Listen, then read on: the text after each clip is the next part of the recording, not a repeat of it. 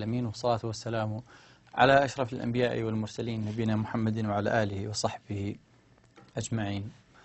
Welcome to the 8th lecture in the reading module. This module that I hope that you are finding useful and helpful. Today we are going to read together the reading selection or reading passage titled Banking on Poor Women. That is, of course, chapter 3. Before we read, let's look at some vocabulary items that are relevant and are really important. These words are classified into the parts of speech, so nouns, verbs, adjectives, and expressions. So first of all, let's look at the nouns we are looking at today. I'm going to read them one by one, and then, when possible, I'm going to give you some examples. First of all, I always ask my students not to translate these words. Translating is okay, but not as a first step. First of all, read the sentences, read the words first, and then read the sentences in which they occur. So read the reading selection passage. You might actually get the meaning of these vocabulary items from the reading selection or from the reading. Okay? If you don't get that meaning from context, then as a second attempt, do translate. Okay? Do translation or translate the words you don't know. First of all, let's read the nouns. Number 1, access. To get into the building, you need access. You need access. All right? People need access to information. Number 2, capacity. Capacity. Think of other words. Remember in the last lecture, we did say that sometimes you have a word, well, I know that word, or I know other parts of speech of that word. So you might already know the word capable, capable, all right? So capacity is the noun of the adjective capable. Capacity. This person has the capacity to do X, X, and Y. All right, character. To be accepted into the school, you must have character. You must have character. Then, collateral. You have to own a house, a building, or other collateral in order to get a loan from the bank. Collateral.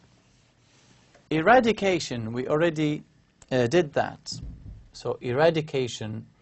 So a poor woman has an idea to lift herself out of poverty. The goal of the bank is the eradication of poverty. Then fund.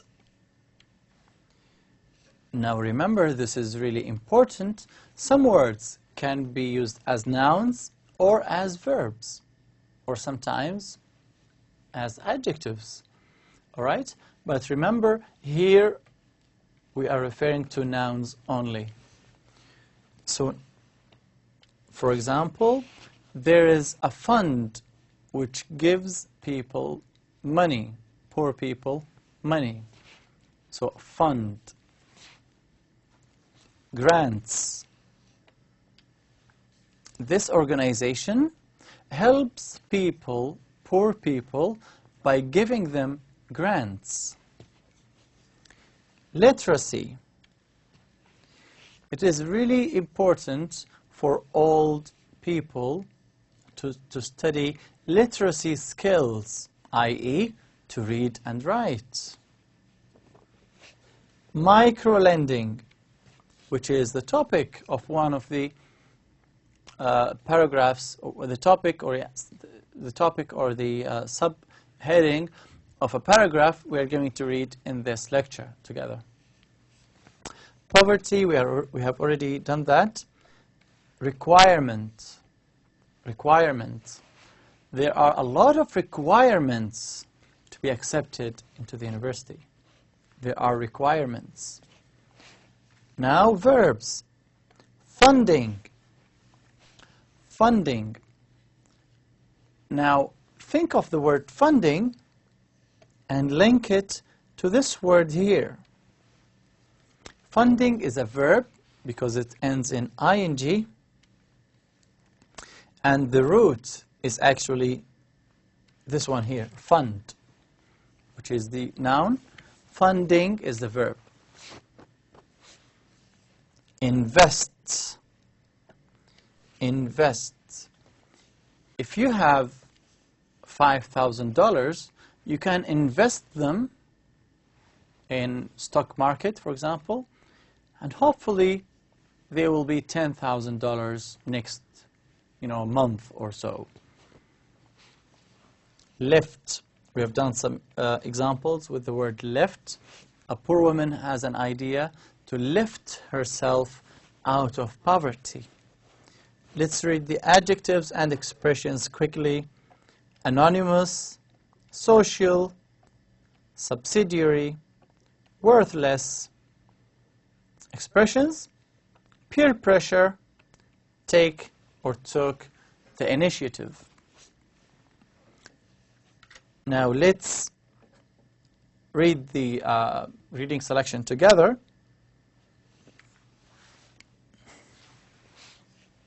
Banking on poor woman. Paragraph A. For many people, there seems to be no escape from poverty. In other words, they are poor, and they have no hope that this will change, or that this will ever change. In addition, they have the social problems of poverty. Among them, low social status, violence, poor health, and lack of education. Now, this is how these words are pronounced. Now, let's ask ourselves a couple of questions about this reading selection. First of all, poverty. What does the word poverty mean? What does the word poverty means? Now remember, in the reading selection or in the examples we looked at before, we looked at this one, the first sentence. For many people, there seems to be no escape from poverty. In other words, so now we are going to have the explanation of the word poverty. They are poor. As I said, poor and poverty, they are the same word but different parts of speech. So this here is the noun of the adjective poor. So the meaning, all right, the meaning, you already have it, the state of being poor. State of being poor, which is a noun, of course.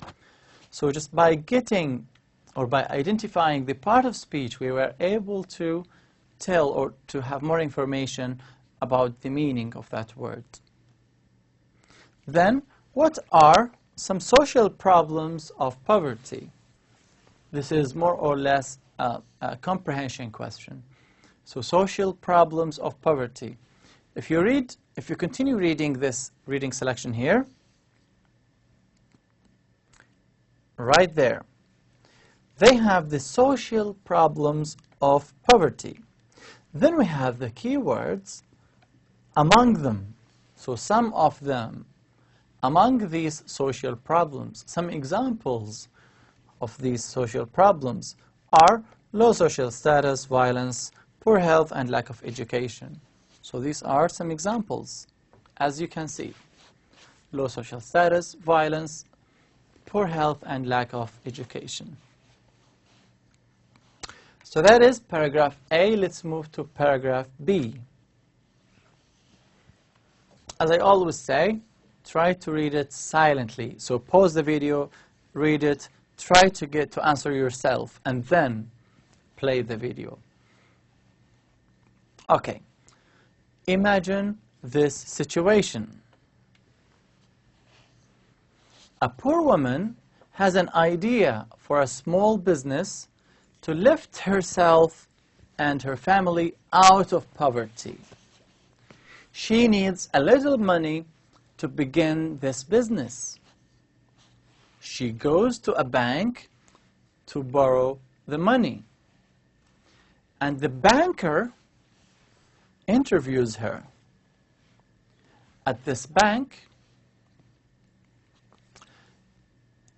as at most banks, the borrower, the person who is going to borrow the money, must meet 3 necessary conditions: character, capacity, and collateral. That is, if this woman wants to borrow money from the bank, she must show that she is honest or has character, is able to run her business, has capacity, and owns a house, land, or something valuable, has collateral for the bank to take if she cannot pay back the money. Now the questions: try to identify the meanings of the words character, collateral, capacity, and banker. Let's take them one by one. So now, as we read here,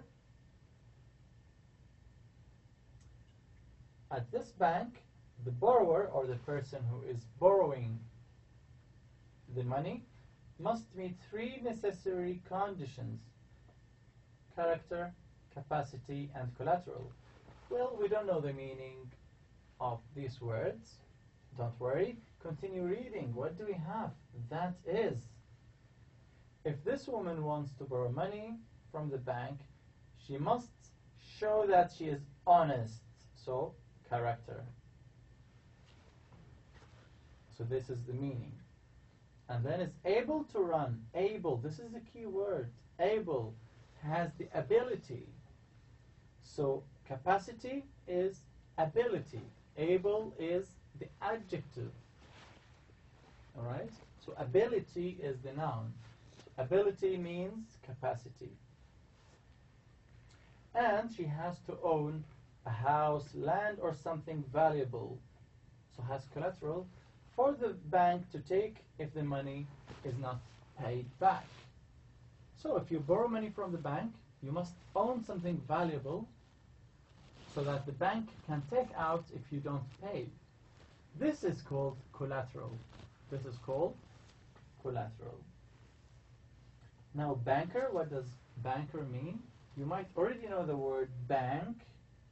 And then we have the morpheme ER. Okay, so banker. So a person who works for the bank. A person who works for a bank. How did we know that? From the morpheme ER at the end. Paragraph C. Okay, paragraph C. One possible solution these days is microlending. This is a system of special banks and programs that are loaning money to the poorest of the poor. The idea began in Bangladesh with a man named Muhammad Yunus, who founded Grameen Bank. The bank lends small amounts of money to people who want to go into business. There are people who could never receive a loan from a regular bank. To receive a loan through Grameen Bank, people still must have character and capacity. But collateral is not necessary any longer. There is a different requirement. Each borrower must join a borrowing group. This small group meets regularly, follows a list of rules from the bank, and offers advice and support to members. Instead of collateral, there is peer pressure, i.e., group members make sure that each person pays back his or her loan. They want to keep their good name and continue doing business with the bank. Okay, we have three examples, or three nouns, three words we want to know the meanings of: peer pressure, borrower, and lend. First of all, peer pressure, which is there. Peer pressure. Remember, what is peer pressure? I.e., this is the key word, i.e. Group members make sure that each person pays back his or her loan. Yeah, so pressure from the members of the same group. So this is the meaning. Borrower. Alright, borrower, it's out there. Now, each borrower, what does the bank do? What does the bank do here? The bank lends money, right? It doesn't give money, it lends money to the borrowers. So a borrower is a person who borrows money from the bank. We have ER at the end there, and that tells us that this is a person who is doing that verb. The verb is to borrow money and then return it. So borrower is a person who borrows money from the bank. Lend. Okay, let's try to find it here.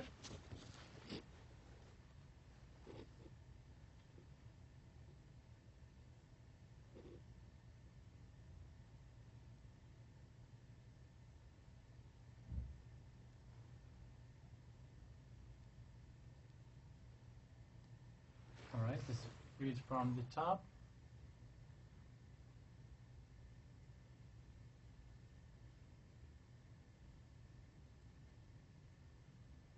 Okay, it's out there at the top.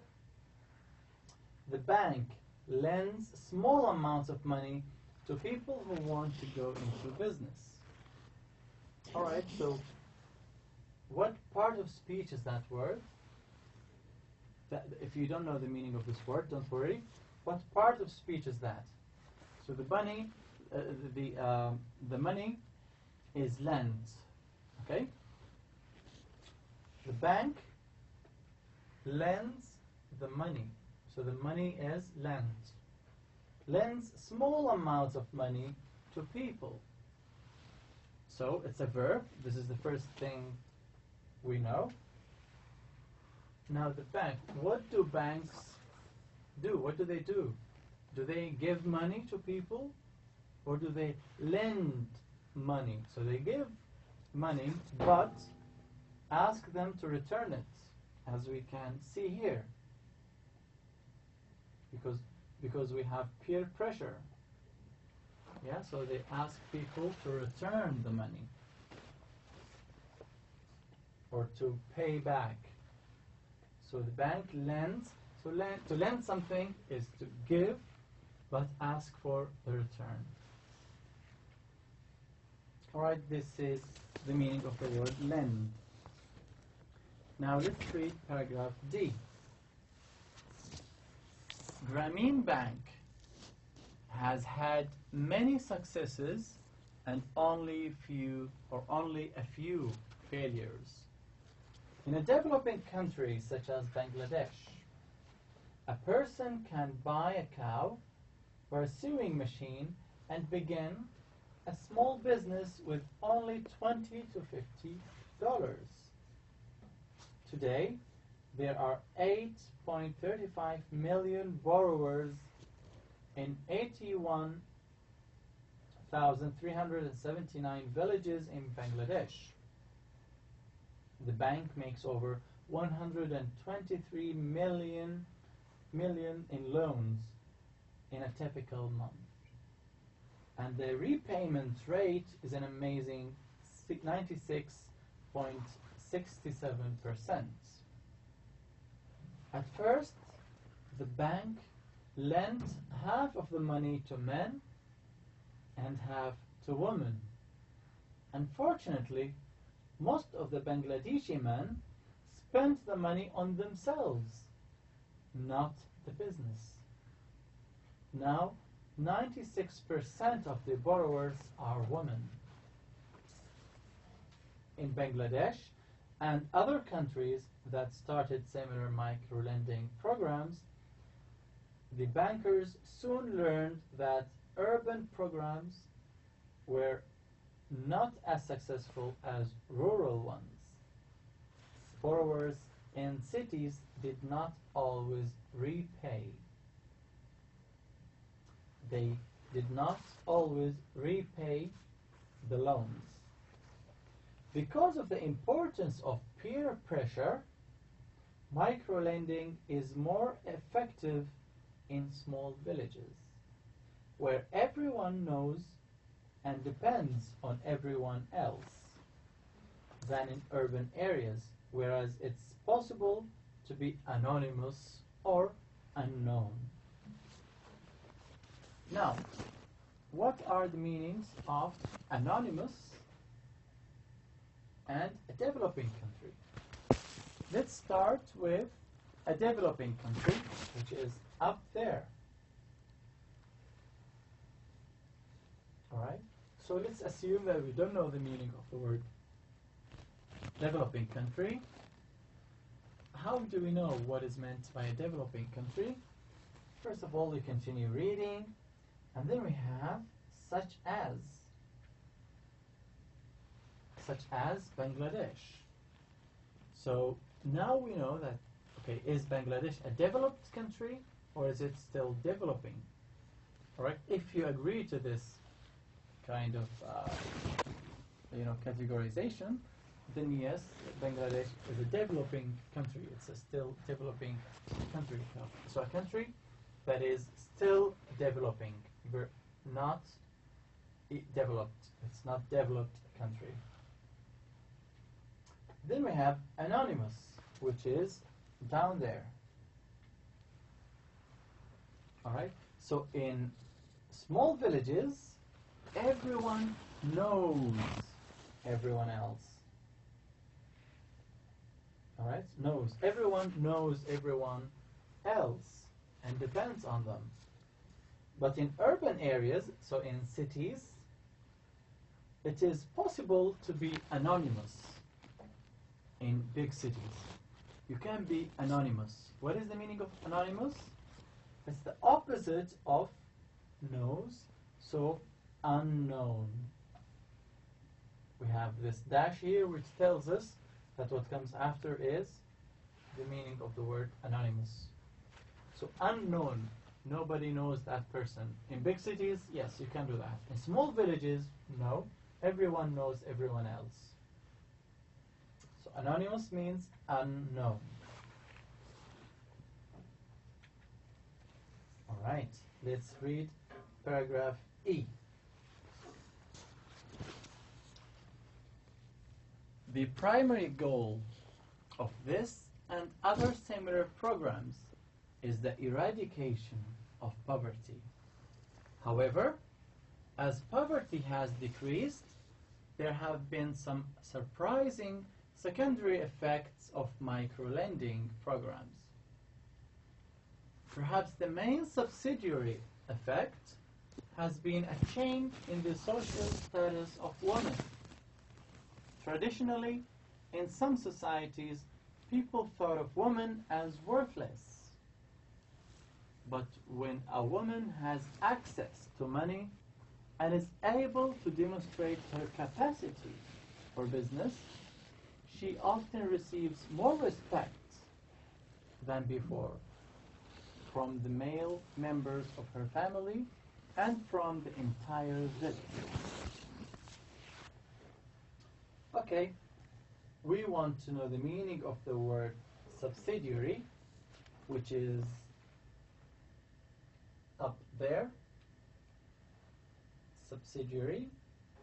So, what is meant by subsidiary? What is subsidiary? Subsidiary effect. Let's read from the very beginning, or from the second sentence, or from this sentence. If we read from here, perhaps the main subsidiary effect has been a change in the social status of women. Do we have a clue here? Not in this sentence. So what do? We read the sentence before and the sentence after. Let's read the sentence before first. However, there have been some surprising secondary effects of microprograms. One of the subsidiary effects. So what does that tell us? Subsidiary effect, secondary effect. So this is an example of this one. This is an example of this. So subsidiary effect, secondary effect. Okay? So secondary effect means subsidiary. Or subsidiary means secondary. Secondary effect. It's not the main effect. It's not the main goal, let's say. It's a subsidiary effect. So what happened? A change in the social status of women. All right. Now let's do this exercise together. With careful planning and preparation. Right, sorry about that.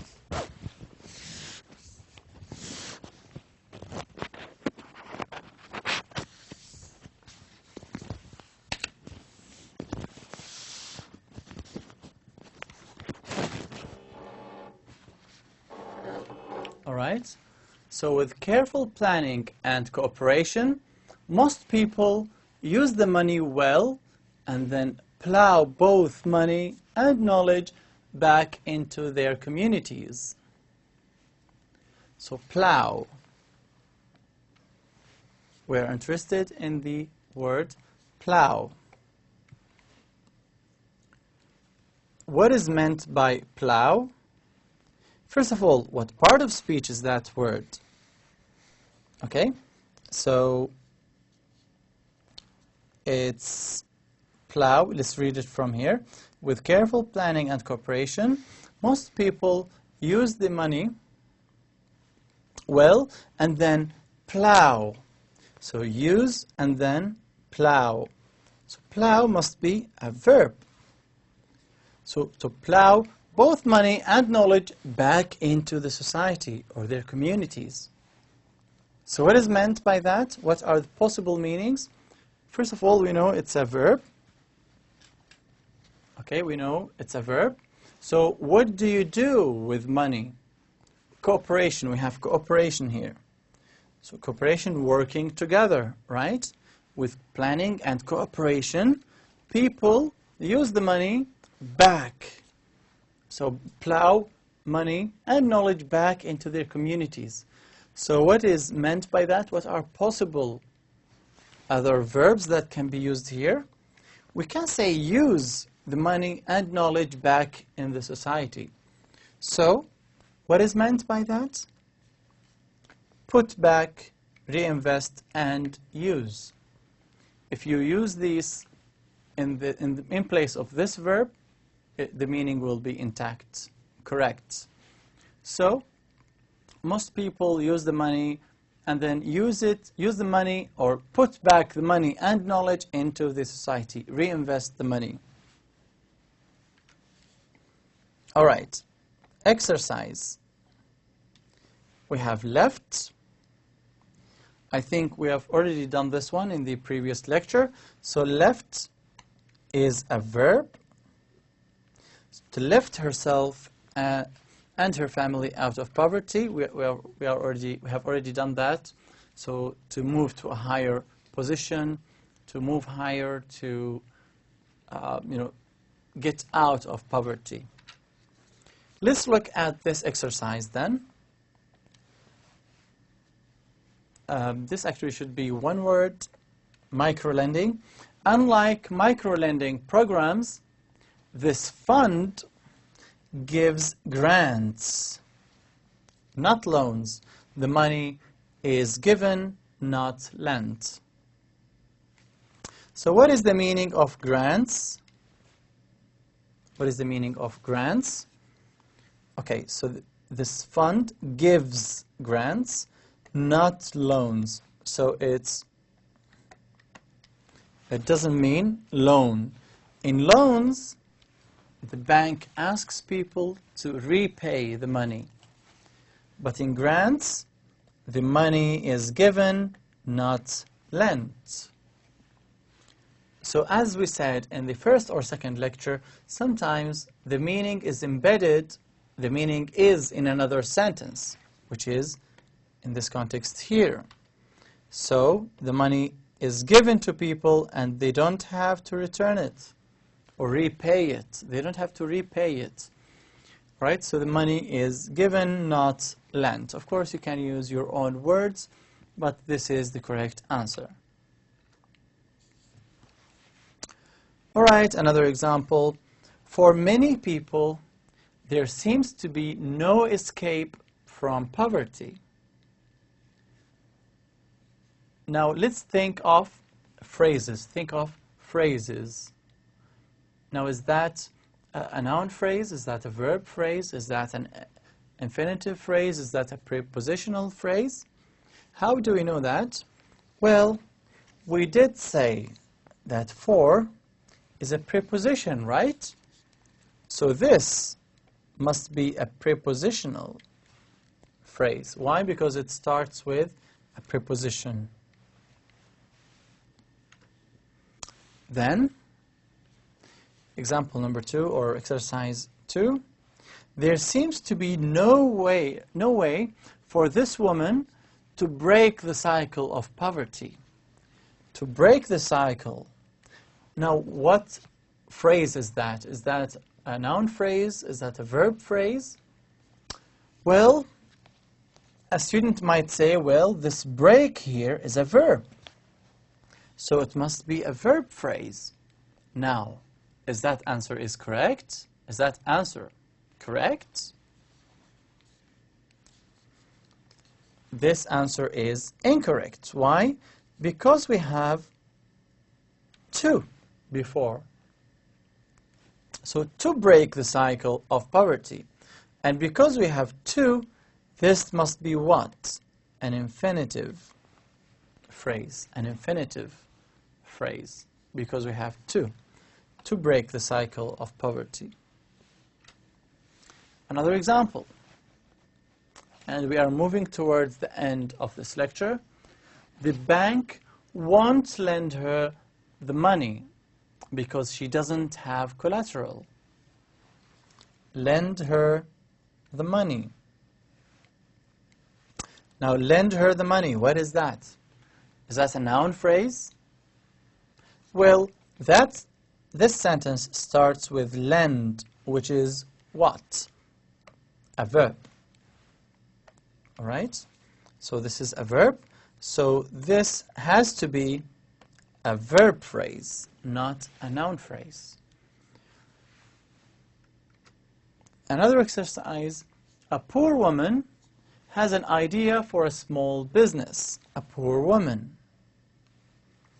We have noun here, woman, preceded by an adjective.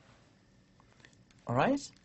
So if you remember, we did say that in noun phrases, we can have nouns preceded by adjectives. So this here is a noun phrase, because there's a noun preceded by an adjective. All right? And as you read, please try to think of phrases. Try to identify phrases as you read. So go back now to the reading selection, the reading passages we read together, and then identify verb phrases, noun phrases, infinitive phrases, and prepositional phrases. This will help you in the exam because you can simply identify the sentences or phrases and classify them into verb phrase, noun phrase, and so on. Another thing that I want you to do, well, before we move here, I will ask you to revise your prepositions, revise the prepositions, try to know as many prepositions as possible, and of course with adjectives as well, and verbs, right? So try to do that. That will help you identify verb phrases, noun phrases, and so on. The second thing I want you to do is to read the reading selection and then ask yourself some comprehension questions. If for this text there are some comprehension questions at the end of the reading selection in the book. So if you go to the book, you will find some comprehension questions. Please ask yourself some questions. Examples. Let's go back to, for example, here. I will ask you, what are the conditions or requirements for borrowing money from Grameen Bank, or the Bank of the Poor? So what are the three requirements? Some students might be mistaken and might go there and say, well, condition, correct character number 1, capacity and collateral. This is incorrect. Why? Because this is relevant to all banks, regular banks. But here, we read somewhere that there is a different requirement. Instead of collateral, there is no collateral. So there's another requirement, which is joining a borrowing group. Joining a borrowing group, that's number 1. And then character and capacity. As you can see, ask yourselves some comprehension questions just to make sure that you understand this reading selection. And some of the comprehension questions, as I said, are presented in the book after the reading selection. Okay, now I hope that you found this lecture useful and helpful. If you have any questions or any concerns, please ask me in the live session. I will be there answering your questions. Thank you very much for your attention, and see you next week, inshallah.